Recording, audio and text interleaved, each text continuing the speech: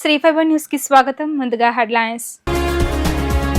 విశాఖ యోగా వేడుకల సక్సెస్ పై ప్రధాని నరేంద్ర మోదీ హర్షం. ఏర్పాట్లలో మంత్రి లోకేష్ శర్వకు ప్రధాని అభినందనలు. ప్రజల భాగస్వామ్యంతోనే విజయమన్న ముఖ్యమంత్రి చంద్రబాబు. ప్రపంచ రికార్డుల సాధనపై సిబ్బందికి అభినందనలు. అంతర్జాతీయ యోగా దినోత్సవ కార్యక్రమంలో పాల్గొన్న ఉప ముఖ్యమంత్రి పవన్ కళ్యాణ్. యోగా విశిష్టతను ఋగ్వేదం చెబితే మోడీ విశ్వవ్యాప్తంగా యోగాను ప్రోత్సహించారని వ్యాఖ్య. యోగా ద్వారా ప్రపంచ దేశాలను ఏకం చేయవచ్చని ప్రధాని నరేంద్ర మోదీ తెలిపారు. యోగా దినోత్సవ ప్రతిపాదనకు 170 దేశాలు మద్దతు ఇచ్చాయని గుర్తు చేశారు. 170 దేశాల్లో యోగా చేయడం సాధారణ విషయం కాదని పేర్కొన్నారు. యోగాంధ్ర కార్యక్రమానికి ముఖ్య అతిథిగా ప్రధాని నరేంద్ర మోదీ హాజరయ్యారు. యోగా డేలో governor Abdul Nazeer, CM Chandrababu, deputy CM Pawan Kalyan, Lokesh సహా మంత్రులు పాల్గొన్నారు. వీరితో పాటు కేంద్ర మంత్రులు జాదవ్ ప్రతాప్రావు, రామ్మోహన్, శ్రీనివాస్ వర్మ యోగాంధ్ర కార్యక్రమంలో పాల్గొన్నారు. ఈ సందర్భంగా మోదీ మాట్లాడుతూ యోగా అనేది మానవతను పెంచే సామూహిక ప్రక్రియ అని తెలిపారు. అందరికీ అంతర్జాతీయ యోగా దినోత్సవ శుభాకాంక్షలు తెలిపిన మోదీ గత 10 ఏళ్లలో కోట్ల మంది జీవితాల్లో యోగా వెలుగులు నింపింది అన్నారు. గ్రామ గ్రామాల్లో యువకులు యోగాను అనుసరిస్తున్నారు అని చెప్పారు. యోగాకు హద్దులు లేవని, యోగాకు వయసుతో పని లేదని మోదీ పేర్కొన్నారు. ప్రకృతి సౌందర్యానికి, ప్రగతికి విశాఖపట్నం చిరునామా అని చంద్రబాబు, పవన్ యోగాంధ్ర నిర్వహణకు చొరవ చూపారని కొనియాడారు. నారా లోకేష్ కూడా యోగాంధ్ర కార్యక్రమం కోసం కృషి చేశారు అని అన్నారు.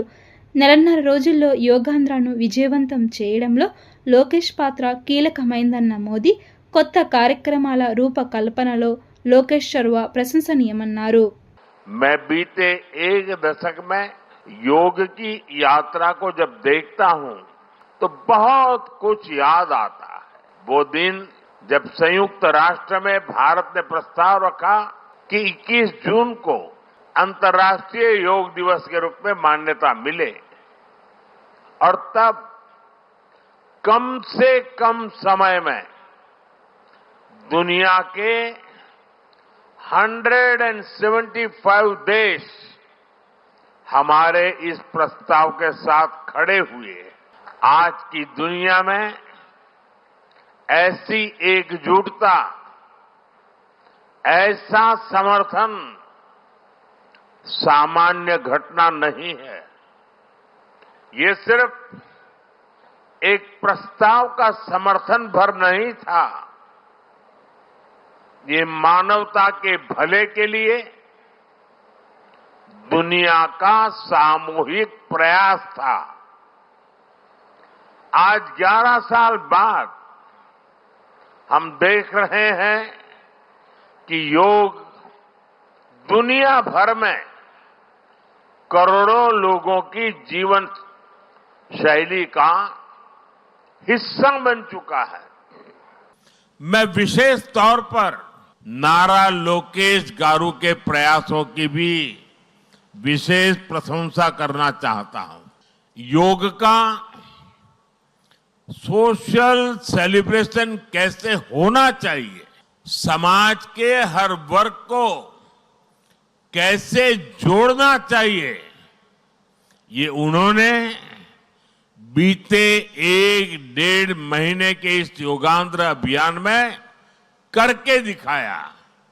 और इसके लिए भाई लोकेश अनेक अनेक बधाई के पात्र है।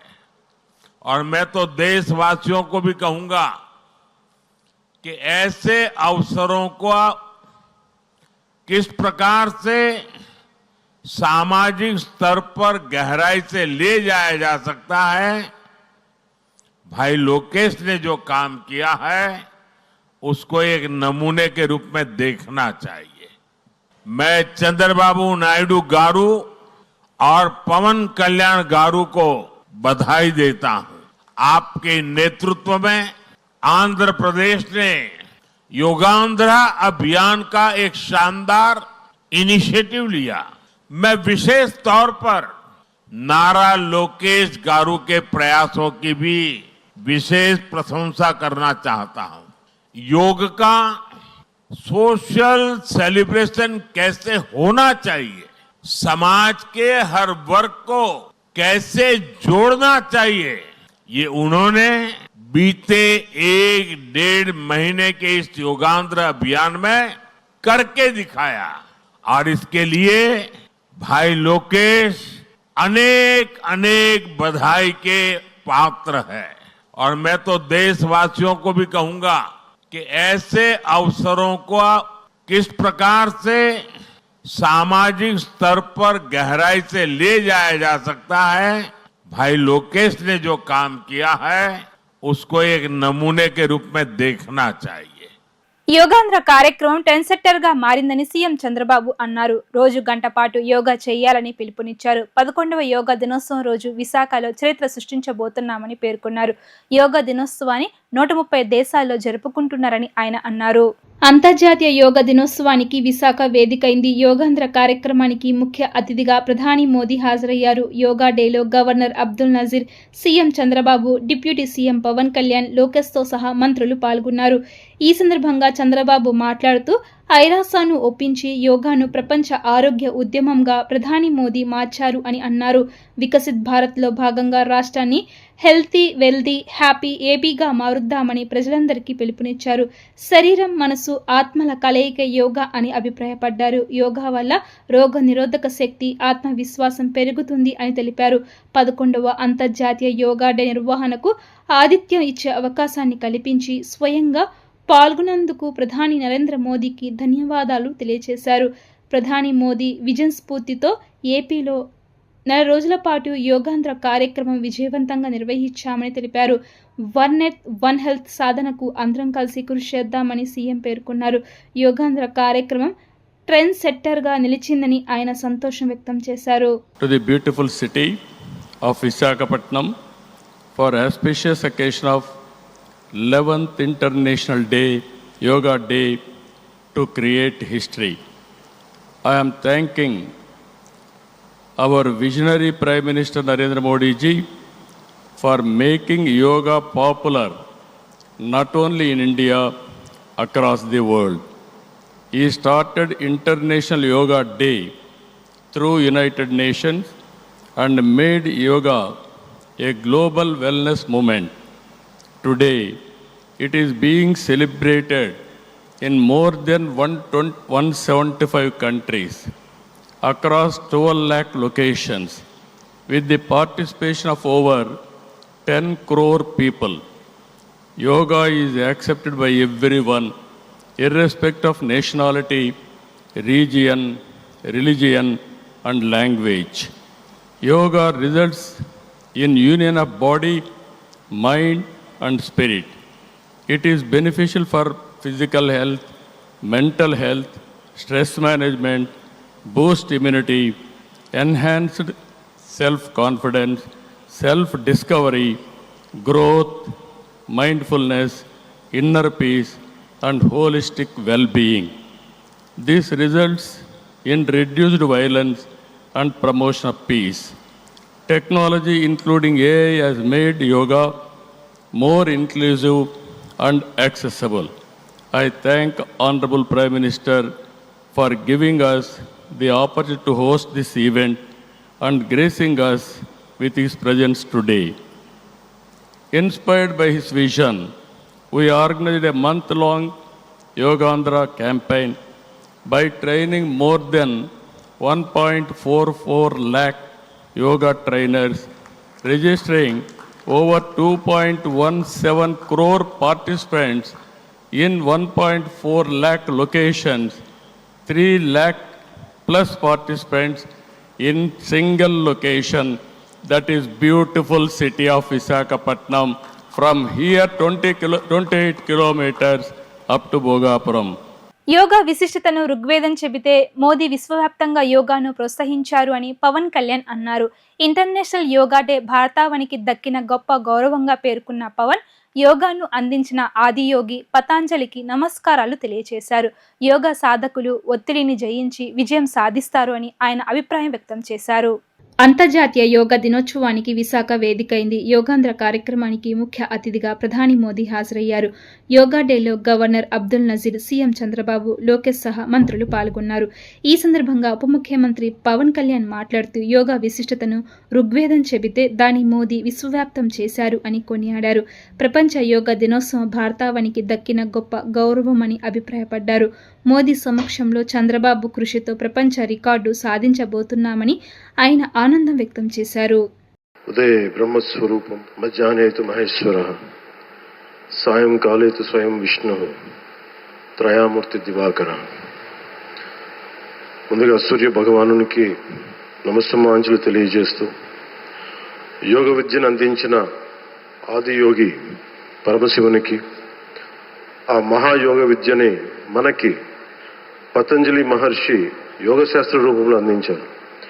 వారిరువురి పాదపద్మములకు నమస్కారాలు.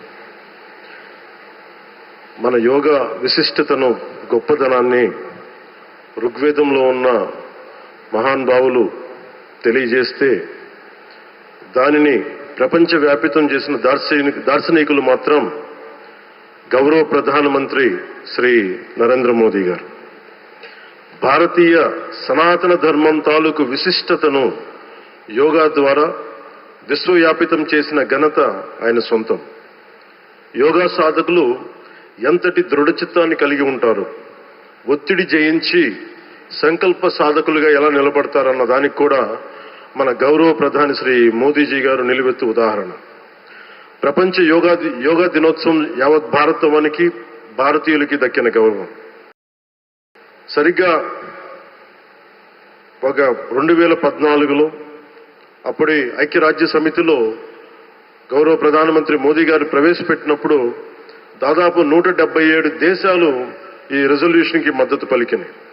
ఇంతమంది మద్దతుని కూడగట్టగలిగి ఈ రోజున మనకి 2015 నుంచి యోగా దినోత్సవం ప్రారంభమైంది. ఈ రోజున గౌరవ ప్రధానమంత్రి మోదీజీ గారి పిలుపు మేరకు మనం మొదట విశాఖ 11వ యోగా దినోత్సవ సంబరాలకు వేదిక అయింది. శ్రీ మోదీజీ గారి సమక్షంలో గౌరవ ముఖ్యమంత్రి వర్యులు శ్రీ చంద్రబాబు నాయుడు గారి కృషితో ప్రపంచ రికార్డుకు వేదికగా నిలిచింది. విశ్వనరులు మోదీజీ గారి పిలుపు మేరకు యోగా ఒక వన్ ఎర్త్ వన్ హెల్త్, ఈ ఆరోగ్యం థీమ్ ని ఈ వేదిక నుంచి ప్రతి ఒక్కరూ ముందుకు తీసుకెళ్లాలని మనస్ఫూర్తిగా కోరుకుంటూ, ఇక్కడ ఆసీనులైన మీ అందరికీ, ఇక్కడికి వచ్చేసిన ప్రతి ఒక్కరికి కూడా పేరు పేరున నా హృదయపూర్వక వందనాలు, నమస్కారాలు. నెలన్నర రోజులుగా రాష్ట్ర ప్రభుత్వం చేస్తున్న యోగాంధ్ర యజ్ఞం ఫలించింది. యోగాంధ్ర పేరుతో విశాఖలో రాష్ట్ర ప్రభుత్వం చేపట్టిన 11వ అంతర్జాతీయ యోగా డే కార్యక్రమం దిగ్విజయమైంది. యంత్రాంగం అంతా మోహరించి చేసిన కృషి క్షేత్రస్థాయిలో సత్ఫలితాలు ఇచ్చింది. ప్రభుత్వం చేసిన కృషికి ఫలితంగా లక్షలాది మంది ప్రజలు తెల్లవారుజాము నుంచే స్వచ్ఛందంగా తరలివచ్చి యోగా డే వేడుకల్లో భాగస్వాములయ్యారు. కార్యక్రమానికి తిరుగులేని విజయాన్ని కట్టబెట్టారు. అందరి కృషి భాగస్వామ్యానికి బోనస్గా 2 గిన్నిస్ బుక్ ఆఫ్ వరల్డ్ రికార్డులు యోగాంధ్ర వశమయ్యాయి. ఏపీలో విశాఖ సాగర తీరాన 3 లక్షల మందికి పైగా ప్రజలు యోగాసనాలు వేశారు. ప్రధాని నరేంద్ర మోదీ, కేంద్ర మంత్రులు, governor justice Abdul Nazeer, AP CM Chandrababu, deputy CM Pawan Kalyan, లోకేష్తో సహా రాష్ట్ర మంత్రులతో పాటు లక్షలాది మంది ప్రజలు, యోగా గురువులు, ప్రావీణ్యుల ఆధ్వర్యంలో తనవు మనస్సును ఏకం చేస్తూ యోగా ముద్రలు వేశారు. యోగా ప్రతి ఒక్కరి జీవన విధానంలో భాగం కావాల్సిన అవసరం ఎంతైనా ఉందని ఆంధ్రప్రదేశ్ ప్రభుత్వ పరిశ్రమల ఫుడ్ ప్రాసెసింగ్ శాఖ కార్యదర్శి చిరంజీవి చౌదరి అన్నారు. యోగాతో శారీరక, మానసిక ఆరోగ్యం లభిస్తుందని, ప్రతి ఒక్కరి ఆరోగ్య పరిరక్షణ కోరుతూ కేంద్ర రాష్ట్ర ప్రభుత్వాలు అంతర్జాతీయ యోగా దినోత్సవాన్ని ఘనంగా నిర్వహిస్తున్నాయని చెప్పారు. యోగా డే తర్వాత కూడా నిత్యం ప్రతి ఒక్కరూ యోగా సాధన చేసి ఆరోగ్యవంతమైన జీవనాన్ని కొనసాగించాలని కోరారు. చిట్టినగర్లోని కృష్ణా మిల్క్ యూనియన్ విజయ డైరీ ప్రాంగణంలో అంతర్జాతీయ యోగా దినోత్సవ వేడుకలు ఘనంగా నిర్వహించారు. విజయ డైరీ చైర్మన్ చలసాని ఆంజనేయులు ఆధ్వర్యంలో జరిగిన ఈ కార్యక్రమంలో ముఖ్య అతిథిగా రాష్ట్ర ప్రభుత్వ పరిశ్రమలు ఫుడ్ ప్రాసెసింగ్ శాఖ కార్యదర్శి చిరంజీవి చౌదరి హాజరయ్యారు. కృష్ణా మిల్క్ యూనియన్ ఉద్యోగ కార్మికులతో కలిసి చిరంజీవి చౌదరి సైతం యోగాసనాలు వేశారు. ఈ సందర్భంగా చిరంజీవి చౌదరి మాట్లాడుతూ రాష్ట్ర ప్రభుత్వం, కేంద్ర ప్రభుత్వం సంయుక్తంగా ప్రతి ఒక్కరూ యోగా నేర్చుకోవాలి అని మంచి సంకల్పంతో ఉన్నారన్నారు. యోగా ద్వారా అనేక దీర్ఘకాలిక రోగాల సైతం నయమవుతాయని, యోగాకు పుట్టినిల్లు భారతావని అని చెప్పారు. చలసాని ఆంజనేయులు మాట్లాడుతూ రాష్ట్ర ప్రభుత్వం ప్రతిష్టాత్మకంగా చేపట్టిన అంతర్జాతీయ యోగా దినోత్సవ వేడుకల్లో తమ కృష్ణా యూనియన్ సైతం భాగస్వామ్యం కావడం సంతోషంగా ఉందన్నారు. ప్రతి ఒక్కరూ ఆరోగ్యవంతులుగా ఉండాలి అని మంచి సంకల్పంతో రాష్ట్ర ముఖ్యమంత్రి నారా చంద్రబాబు నాయుడు యోగాను ప్రతి ఒక్కరూ నేర్చుకోవాలి అని ఆకాంక్షిస్తున్నారని, ఆయన ఆకాంక్షకు తగ్గినట్లుగా తమ కృష్ణా మిల్క్ యూనియన్లో నిత్యం యోగా సాధన జరిగేలా చర్యలు చేపడతామని తెలిపారు. మన యువన్ ద్వారా మొత్తం ప్రపంచంలో ఇంటర్నేషనల్ డే ఆఫ్ యోగా అది కూడా ఇండియా చొరవతో డిక్లేర్ చేయడం జరిగింది. ఇవాళ మొత్తం భారతదేశంలో కాకుండా ప్రపంచంలో ఈ యోగా జరుగుతూ ఉంది.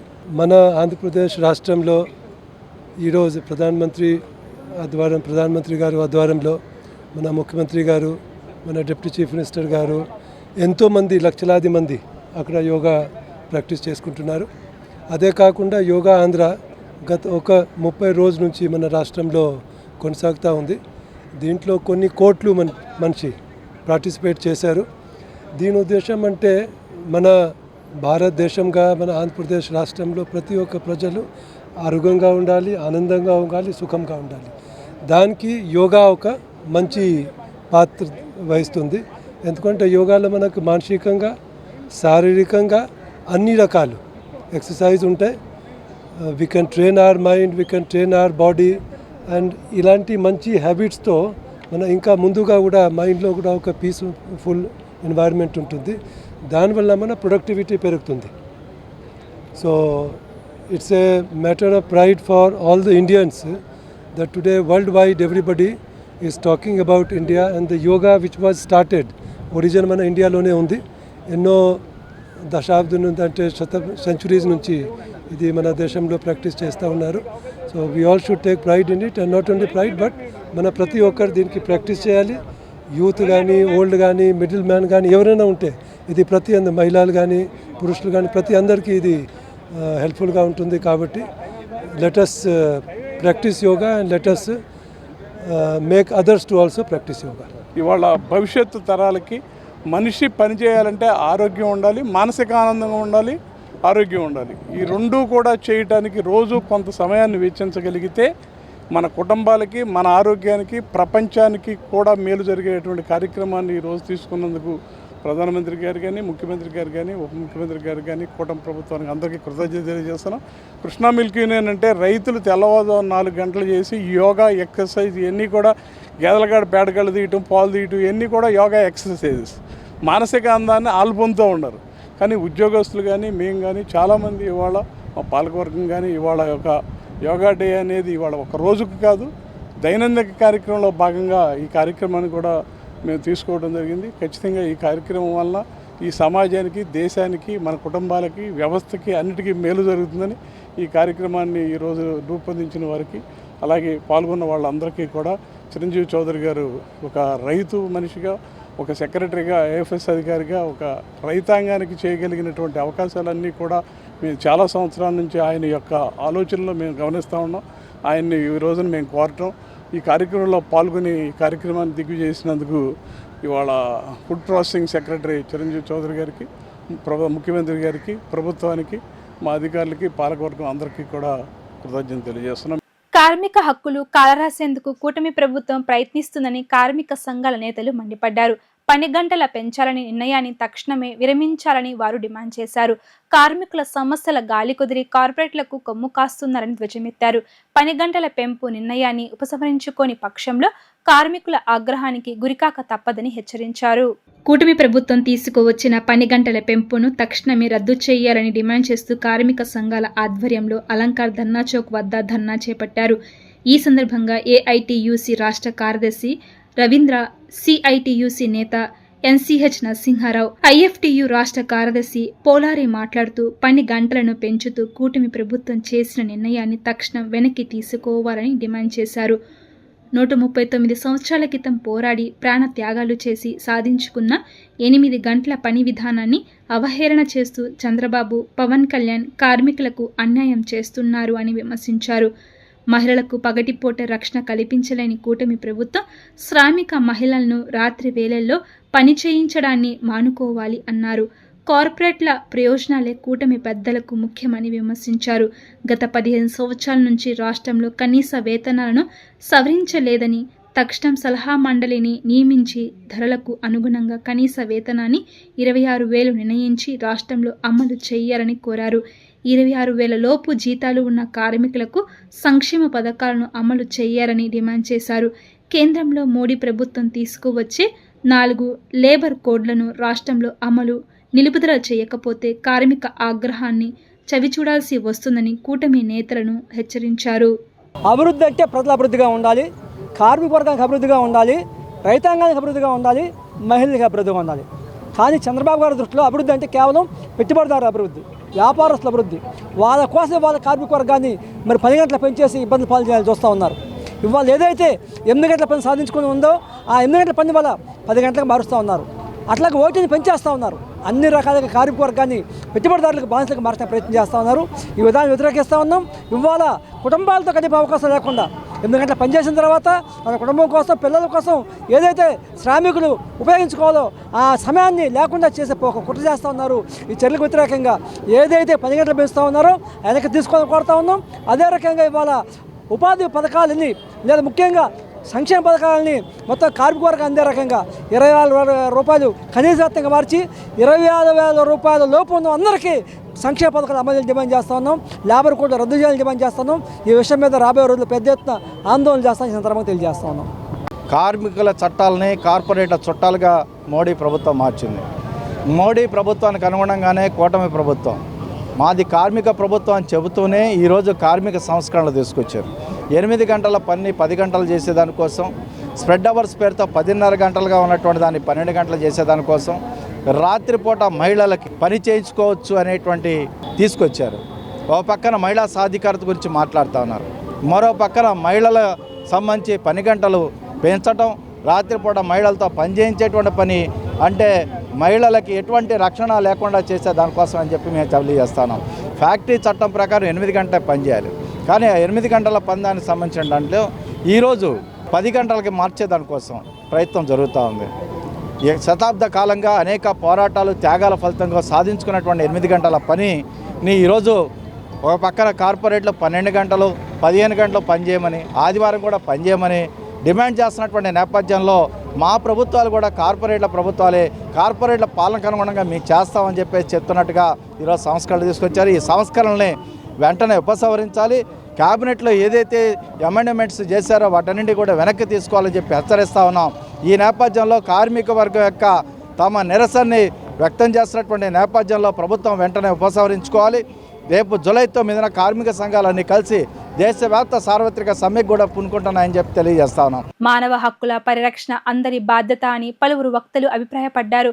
మానవ హక్కులు ఎక్కడ ఉల్లంఘన జరిగినా ప్రతి ఒక్కరూ ప్రతిస్పందించాలని వారు పిలుపునిచ్చారు. హక్కుల ఉల్లంఘన జరిగినట్లు గమనిస్తే స్పందించకపోతే రేపు అదే పరిస్థితి అందరికీ ఎదురవుతుంది అన్నారు. ఆంధ్ర అడ్వకేట్స్ ఫోరం ఆధ్వర్యంలో మానవ హక్కుల పరిరక్షణ న్యాయవాదుల పాత్ర అనే అంశంపై చర్చా కార్యక్రమం జరిగింది. ఈ కార్యక్రమంలో ఏపీ హైకోర్టు న్యాయమూర్తి జస్టిస్ బి చంద్రకుమార్, విద్యావేత్త డాక్టర్ వసుంధర, అడ్వకేట్ ఫోరం రాష్ట్ర కన్వీనర్ బి అశోక్ కుమార్, మాజీ ఐఏఎస్ అధికారి విజయ్ కుమార్ తదితరులు పాల్గొని విస్తృతంగా చర్చించారు. ఈ సందర్భంగా వారు మాట్లాడుతూ మానవ హక్కుల ప్రాథమిక హక్కులని అన్నారు. ఈ హక్కులకు ఎవరు భంగం కలిగించినా ఖచ్చితంగా స్పందించవలసిందని స్పష్టం చేశారు. మానవ హక్కులకు భంగం కలిగినప్పుడు మాత్రమే కాకుండా ఎక్కడైనా ఎవరి హక్కుల ఉల్లంఘన జరిగినట్లు గమనించినా వెనువెంటనే ప్రతిస్పందించాలి అన్నారు. మన హక్కులు కాపాడుకునేందుకు మనం ఏర్పాటు చేసుకున్న రాజ్యాంగం, క్రిమినల్ ప్రొసీజర్ కోడ్ వంటి వాటి పట్ల అవగాహన పెంపొందించుకుని సద్వినియోగం చేసుకోవాల్సిన అవసరం ఉందన్నారు. ఆ దిశగా సమాజాన్ని చైతన్య పరచడంలో న్యాయవాదులు ఎప్పుడు ముందుంటారన్నారు. ముఖ్యంగా ప్రభుత్వాల తీరు పట్ల వారు అసంతృప్తి వ్యక్తం చేశారు. అధికారంలో లేనప్పుడు ఒక విధంగా, ఉన్నప్పుడు మరో విధంగా వ్యవహరించడం సరికాదన్నారు. ప్రతీకార చర్యలకు అధికారులను దుర్వినియోగం చేస్తున్నారు అని ధ్వజమెత్తారు. ప్రస్తుత ప్రభుత్వంలో మంత్రులు లేనట్లుగా 2-3 పెత్తనం సాగిస్తున్నారని, ఇలాంటి చర్యలు ప్రజాస్వామ్యానికి సరికాదని వారు స్పష్టం చేశారు. ఈ కార్యక్రమానికి అడ్వకేట్ ఫోరం ప్రతినిధులు, న్యాయవాదులు పెద్ద సంఖ్యలో పాల్గొన్నారు. ఎప్పుడైతే మానవ హక్కులు హరించబడుతున్నాయో సమాజం స్పందించాల్సిన అవసరం ఉందని. ఇప్పుడు మామూలుగా ఒక చోట ఒక 500 గుడిసెలు ఉంటే ఒక 2 గుడిసెలు కాలిపోతూ ఉంటే మిగతా వారు కూడా మాకెందుకులే ఆ గుడిసెలకు నిప్పంటుకుంది, మాకేమైపోయింది, మేము మట్టుకు బాగానే ఉన్నాం కదా అనుకుంటే అది సరైన పద్ధతి కాదు. ఆ నిప్పు రవ్వలు ఎగిరి ఆ మంటలు అని వ్యాపించి మొత్తం అన్ని గుడిసెలు కాలిపోయేటువంటి ప్రమాదం ఉంది. కాబట్టి ఎక్కడ మానవ హక్కుల ఉల్లంఘన జరిగినా కూడా సమాజం స్పందించాల్సినటువంటి అవసరం ఉంది. సమాజం స్పందించినప్పుడే, ప్రజలు స్పందించినప్పుడే మానవ హక్కుల్ని మనం కాపాడమని జరుగుతుంది. ఇప్పుడు మన కళ్ళెదుటే ఒక వ్యక్తిని టార్చర్ చేస్తున్నారు, కొడుతున్నారు అంటే చుట్టుపక్కల ఉన్న వాళ్ళు కూడా సైలెంట్గా చూస్తూ ఉన్నారు ఒక ప్రేక్షకుల మాదిరిగా, అంటే అది చాలా ఘోరమైనటువంటి విషయం. అలా కాకుండా ప్రతి ఒక్కరూ స్పందించాల్సినటువంటి అవసరం ఉన్నది. మనం సరిగ్గా ఆలోచించి, సరైనటువంటి పద్ధతి లోపల ఆలోచించి, రాజ్యాంగం ఏం చెప్తుంది, రాజ్యాంగ విలువలు ఏం చెప్తున్నాయి, ఒక మనిషి యొక్క జీవించే హక్కు అంటే ఏంటిది, గౌరవప్రదంగా మనిషి జీవించాలంటే ఆయన ఎలా ఉండాలి, వాటిని మనం దృష్టిలో ఉంచుకోవాల్సిన అవసరం ఉన్నట్టు. కానీ ఇవాళ ఒకటి మేము ప్రభుత్వాధికారులతో చెప్పదలుచుకున్నటువంటి ఒక విషయం ఏంటంటే, ఎవరో అధికారంలో ఉన్న వాళ్ళు ఏదో చెప్తున్నారు కాబట్టి మేమేదో చేస్తున్నాము అని చెప్పేసి చెప్తే చేసినటువంటి చర్యలకు ఒక రోజు లేకపోతే ఒక రోజు వ్యక్తిగతంగా మీరు కూడా బాధ్యులు కావాల్సిన అవసరం ఉంటుంది. అది పోలీస్ ఎన్కౌంటర్స్ కావచ్చు, లేదా వ్యక్తులు టార్చర్ చేయడం కావచ్చు, లేదా వ్యక్తుల మీద ఒక ఫాల్స్ కేసులు, తప్పుడు కేసులు పెట్టడం కూడా కావచ్చు, లేదా అధికారాన్ని దుర్వినియోగం చేయడం కూడా కావచ్చు. కాబట్టి వాళ్ళ అధికారులు ఏంటంటే వీళ్ళు మట్టుకు చట్టం తెలిసినటువంటి వాళ్ళుగా చట్ట ప్రకారం నడవాల్సినటువంటి అవసరం ఉంటుంది. కాబట్టి ఎవరో మంత్రులు చెప్పారు, పై వాళ్ళు చెప్పారు కాబట్టి మేము చేస్తున్నామనంటే రేపు తెల్లారి మీ మీద ప్రాసిక్యూషన్ జరిగినప్పుడు, మీ మీద చర్యలు చేసుకున్నప్పుడు ఏ మంత్రి మీకు వచ్చి నేను చెప్పాను కాబట్టి అధికారి ఇట్లా చేశాడని చెప్పేసి చెప్పడు. వాళ్ళెవరు రాజకీయ నాయకులకు మీకు తోడ్పాటుగా భవిష్యత్తులో వచ్చే అవకాశం లేదు. కాబట్టి అధికారులు కొంచెం జాగ్రత్తగా ఉండాలి, వాళ్ళ స్కిన్ వాళ్ళు కాపాడుకోవాలని చెప్పేసి మటుకు చెప్తున్నటువంటి విషయం ఏమిటంటే, ఆంధ్రప్రదేశ్ రాష్ట్ర చరిత్రలో ఎప్పుడు లేని విధంగా ఐపీఎస్ ఆఫీసర్స్ని జైల్లో పెట్టించడం, డీజీపీ స్థాయిలో ఉన్నటువంటి వాళ్ళని జైలు పెట్టడం, సస్పెండ్ చేయటం, ఐజీలను, ఎస్పీలను సస్పెండ్ చేయటం, పోస్టింగ్లు ఇవ్వకుండా ఉంచడం, 20 మందికి పైగా ఐఏఎస్, ఐపీఎస్, ఐఎఫ్ఎస్ ఆఫీసర్స్కి నెలల తరబడి పోస్టింగ్స్ ఇవ్వకుండా కోట్ల రూపాయలు ప్రజలు కట్టిన డబ్బుని దుర్వినియోగం చేస్తుంది ప్రభుత్వం. ప్రజలందరం కలిసి వివిధ ట్యాక్సెస్ రూపంలో మేము నిధులు రాష్ట్రానికి ఇచ్చింది. మీరు అది సద్వినియోగం చేసి ఆకలితో ఉన్న వారి కడుపు నింపమని, రాష్ట్రాన్ని అభివృద్ధి చేసి యువతకు, మహిళలకు అవకాశాలు కల్పించమని, ఉద్యోగాలు ఇవ్వమని, వాళ్ళు స్వతంత్రంగా బ్రతికే స్థాయిని ఇవ్వమని కదా, సంపదను సృష్టించమని కదా. అంతేకాని మీరు పనిచేసే అధికారుల మీద కక్షలు తీర్చుకుంటున్నారు. ఈరోజు అధికారులు భయపడుతున్నారు, ఒక నిర్ణయం చేయాలంటే భయపడుతున్నారు, ఏదైనా పని చేయాలంటే భయపడుతున్నారు. అలాంటప్పుడు సర్వీస్ డెలివరీ ఎలా జరుగుద్ది? మీరు అనుకున్న కార్యక్రమాలే ఎలా జనానికి చేరతాయి? ఎవరు కూడా స్వేచ్ఛతో పనిచేయలేని పరిస్థితి ఉంది, నిర్భయంగా పనిచేయలేని పరిస్థితి ఉంది. ఇది కూడా జనాలను గమనించాలి. ప్రభుత్వానికి కూడా మీరు నిధులు దుర్వినియోగం చేయొద్దు, సద్వినియోగం చేసి ప్రజలకు అభివృద్ధి, సంక్షేమం అందించమని కోరుతున్నాను. వార్తలు ముగించే ముందు హెడ్లైన్స్ మరోసారి. విశాఖ యోగా వేడుకల సక్సెస్ పై ప్రధాని నరేంద్ర మోదీ హర్షం. ఏర్పాట్లలో మంత్రి లోకేష్ శర్వకు ప్రధాని అభినందనలు. ప్రజల భాగస్వామ్యంతోనే విజయమన్న ముఖ్యమంత్రి చంద్రబాబు. ప్రపంచ రికార్డుల సాధనపై సిబ్బందికి అభినందనలు. అంతర్జాతీయ యోగా దినోత్సవ కార్యక్రమంలో పాల్గొన్న ఉప ముఖ్యమంత్రి పవన్ కళ్యాణ్. యోగా విశిష్టతను ఋగ్వేదం చెబితే మోడీ విశ్వవ్యాప్తంగా యోగాను ప్రోత్సహించారని వ్యాఖ్య. ఇవి ఇప్పటి వరకున్న updates. Keep watching Sri Fiber news.